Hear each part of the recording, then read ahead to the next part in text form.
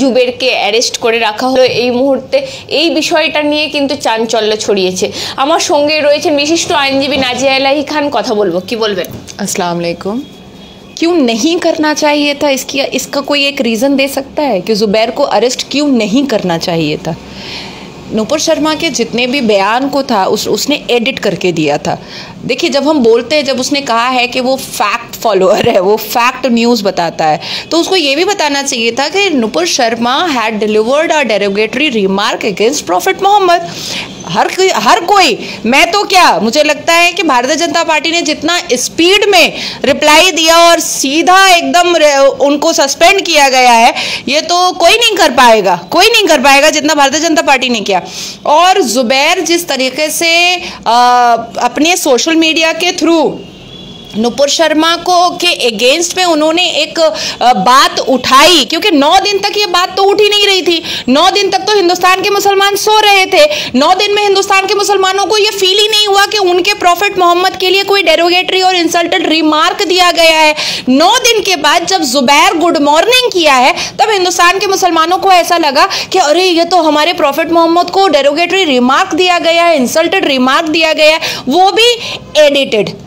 आपने ये क्यों नहीं बताया, ज़ुबैर ने ये क्यों नहीं बताया कि वहां पर 2 मौलाना भी डिबेट में बैठे हुए थे, लेकिन उन्होंने कुछ भी चार्ज नहीं किया, उन्होंने कुछ भी नहीं बताया। वो हजरत आयशा रज़ी अल्लाह ताला अन्हा का पूरा आयत पढ़ देते कि नहीं वो 6 साल की नहीं थी, वो तो 19 साल की थी। अगर वो ये क्लियर कर देते डिबेट पे ही, तो जो इनकम्प्लीट नॉलेज था नुपुर शर्मा का, वो क्लियर हो जाता। शायद वो वहीं पर माफी मांग लेती, उनको सुप्रीम कोर्ट जाकर के माफी मांगने की जरूरत नहीं थी और इतनी सुप्रीम कोर्ट में फटकार खाने की जरूरत नहीं पड़ती।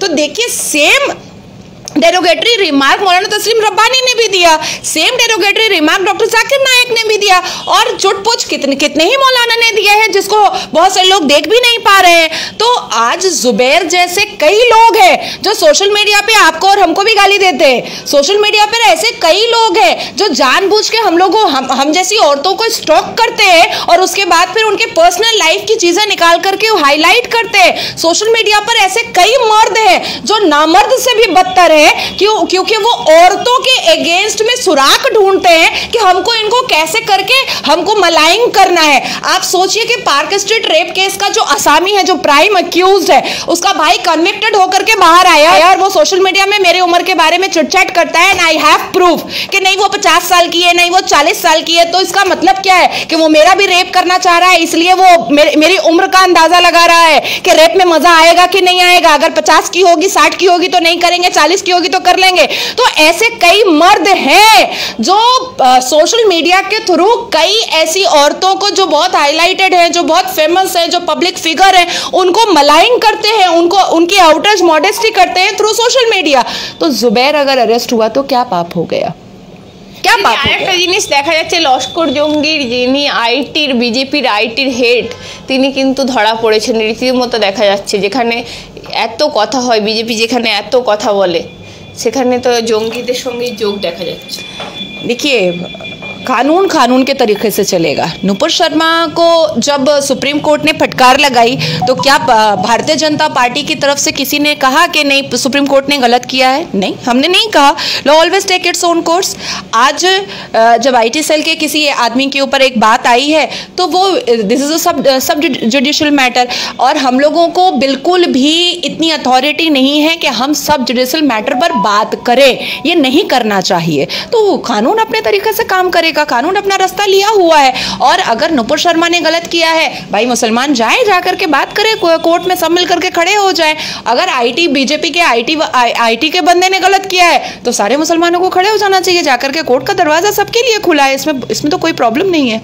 अभी देखिए, महुआ मोइत्रो ने, हम नुपुर कर रहे हैं, ये सब एक चीप स्ट्रैटेजी है पब्लिसिटी और टीआरपी के लिए। महुआ मोइत्रो अपने ही धर्म के, अपने ही भगवान की काली माँ को उन्होंने कह दिया कि वो ऐसा अज्यूम करती हैं कि उनकी जो काली माँ है वो मीट खाती हैं, वो अल्कोहल वो करके उन्होंने कहा, वो सिगरेट पीती हैं। तो जो पार्टी अपने धर्म के, अपने ही भगवान की बेइज्जती एक नेशनल टेलीविजन पर बैठ करके कर सकता है, वो इंसान या वो पार्टी किसी और धर्म के, मुसलमान की या सिख की या ईसाई की धर्म की इज्जत क्या कर सकता है? मुझे ऐसा लगता है कि महुआ मोइत्रो को, देखिए शिवराज सिंह चौहान ने भी कहा कि कोई भी हिंदू ये टॉलरेट नहीं करेगा कि उसके भगवान को या देवी देवताओं को इस तरीके से गाली दिया जाए। मनोवर फारूकी ने जब राम और सीता जी के बारे में अपने कॉमेडी शो में कुछ उल्टा पुल्टा कहा था तो वो अरेस्ट हुआ था, मनोवर फारूकी।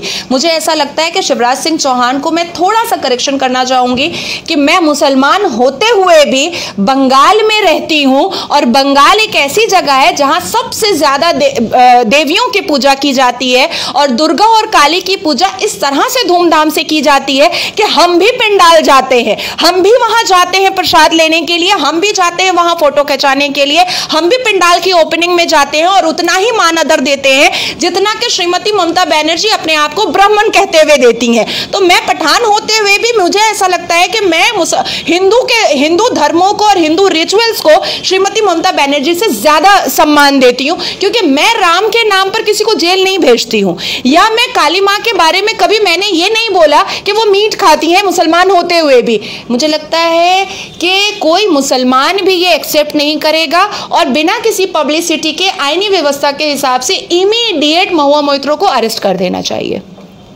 দিদি আপনাকে অসংখ্য ধন্যবাদ আমাদেরকে সময় দেওয়ার জন্য। নমস্কার।